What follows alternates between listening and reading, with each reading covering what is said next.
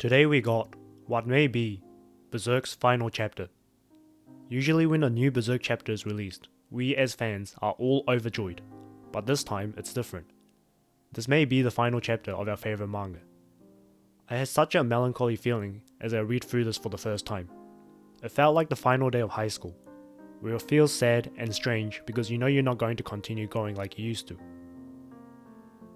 We have all speculated how Berserk might end in different ways, but I doubt anyone thought it could end like this. One thing I would like to get out of the way is that this isn't confirmed to be the final chapter of the story. Miura's team have expressed the notion that they will like to continue the story, but again, it's all unconfirmed. I made a separate video on this, so check it out if you want to know more. Anyway, whether this is the end or not, one thing which is for sure is that this is the last chapter Miura himself contributed to, which is obviously an extremely important landmark. And oh boy, did we get a mind-blowing chapter, with so many reveals and emotional moments. I would have absolutely no problem if this is the last chapter, because it has 3 elements which makes it an amazing ending. This chapter gives us a goodbye to the characters, it reminds us of Guts' growth, and lastly, the final scene shows an encapsulation of the whole entire story. Now, this wasn't the type of chapter which has some massive conflict right in the middle.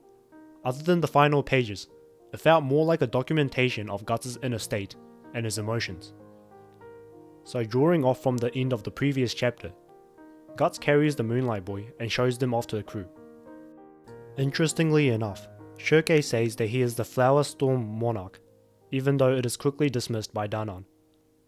Guts notices that the Moonlight Boy seems to be looking for someone. He picks him up again and asks the crew to take him back to Casca. This is such a wholesome yet sad moment, because it seems now that Guts has accepted the fact that he cannot face Casca, the person he worked so hard for to be healed. But at the same time, he doesn't hold any grief on the Moonlight Boy, and still does something to help him out, even though he himself cannot do it. This was once again a reminder that although Guts has certainly done some heinous things, at his core, he is an innocent character, who does have some sort of a desire to help others out. This is especially relevant towards the Moonlight Boy, because I'm sure we all remember what happened when Guts first saw him. Guts' actions now are night and day compared to what happened back then. This scene also serves as a great goodbye towards the crew, because it represents what they are. Puck shows off his goofy, familiar self as he says an arrogant line. Shirke gets very embarrassed getting something wrong as Isidro rubs it in, and most importantly, they all accept Guts' wish, without any questions. They all trust him and abide by him. While she doesn't say anything, I love how Farnese is seen attending Casca, like she's her sister. I can't think of a better final scene for these characters, which emphasize their unique characteristics so much. We see this amazing page of Guts sitting down, probably thinking about Casca and what the boy are doing. In the next scene, Guts is seen doing the only thing he knows, swinging his sword. He is somewhere that looks very reminiscent of the place he trained with Godo, back in the Golden Age arc, the place where he came to an important realization about himself. However, he loses grip of the Dragon Slayer and it falls into the water. His hands are ever so slightly trembling. He aims for the apple on the tree, but also misses. He does not have the Berserker armor on as he does all of this, so he looks over and says, "Seems like I'm still no good without it."